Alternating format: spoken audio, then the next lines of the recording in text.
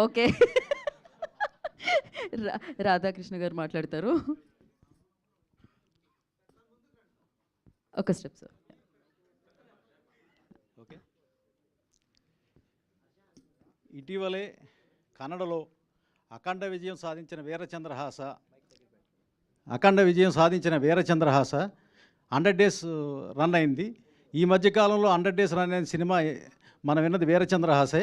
దీన్ని తెలుగులో Kanchi Kamakshi Kolkata Kali creations, JSK entertainment limited, Ravibasur studios, Omkar movies తెలుగులోకి తీసుకురావడం జరిగిందండి.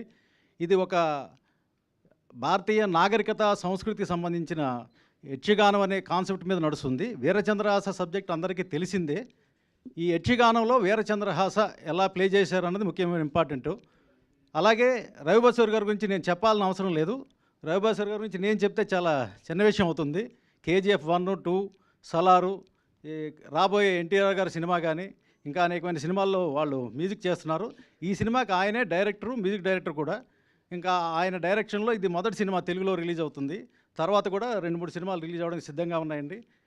తప్పకుండా ఈ యక్షగానం మీద ప్రిపేర్ చేసిన ఈ సినిమాని తెలుగు ప్రేక్షకులు కూడా ఆదరిస్తారు. కంపల్సరీ ఇక్కడ కూడా మంచి విజయం సాధిస్తుందని, వీరచంద్రహాస విజయదరహాసం ఖాయమని నేను అనుకుంటున్నానండి. వీరచంద్రహాస విజయదరహాస ఖాయమని డెఫినెట్